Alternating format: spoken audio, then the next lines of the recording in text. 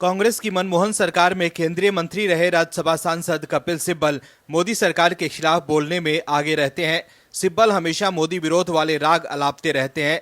इसके साथ ही वो विपक्षी नेताओं के केस भी लड़ते हैं और उन्हें कोर्ट में कानून से बचाने की कोशिश करते हैं। कपिल सिब्बल के अलावा अभिषेक मनु सिंघवी भी विपक्षी नेताओं के केस लड़ते हैं। विपक्ष के नेता सिब्बल और सिंघवी के भरोसे रहते हैं कि उन्हें वो कानून से बचा लेंगे, लेकिन इस बार सिब्बल सुप्रीम कोर्ट में फंस गए हैं और सुप्रीम कोर्ट में कपिल सिब्बल के साथ जो हुआ है उससे वो भड़क गए हैं। इसके साथ ही पुलिस ने कपिल सिब्बल के साथ क्या किया था उसका भी खुलासा हुआ है।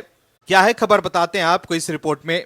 दरअसल सुप्रीम कोर्ट में एक केस की सुनवाई के दौरान कपिल सिब्बल अचानक विफर पड़े।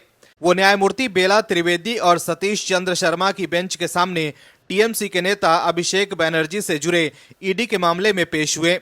बार एंड बेंच की वेबसाइट की खबर के मुताबिक सुनवाई की तारीख को लेकर बेंच और सिब्बल के बीच सीधे तौर पर तीखी नोकझोंक देखने को मिली। बाद में मामले में एक दिन आगे की तारीख दी गई।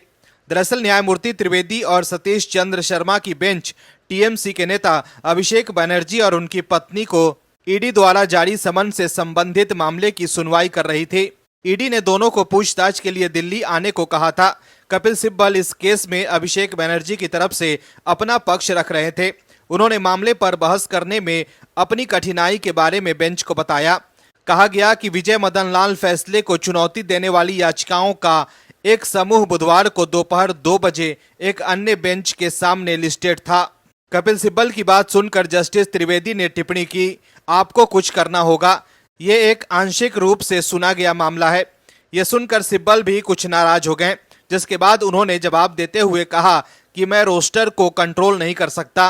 पीएमएलए कानून की समीक्षा के लिए बेंच का गठन अचानक किया गया था, जिसके बाद न्यायमूर्ति त्रिवेदी ने नाराजगी भरे अंदाज में जवाब दिया, जाहिर है आप रोस्टर को कंट्रोल नहीं कर सकते।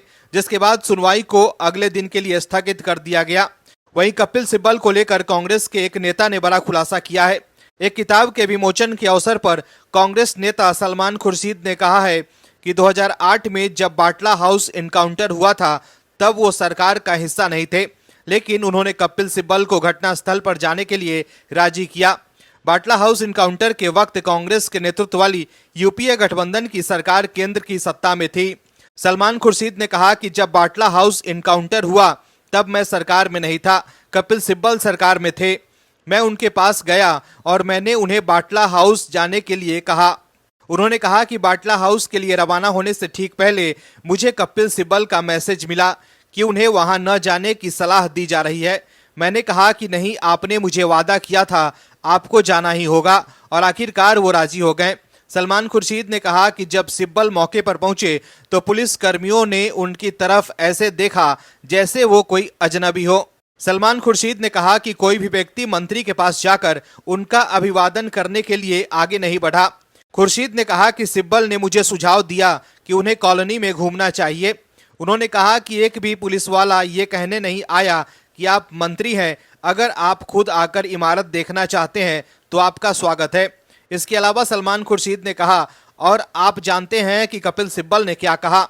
उन्होंने कहा कि मेरा दिमाग फट रहा है और निश्चित रूप से हमने जाकर ये देखने की कोशिश की कि क्या किया जा सकता है, क्या कोई जांच हो सकती है।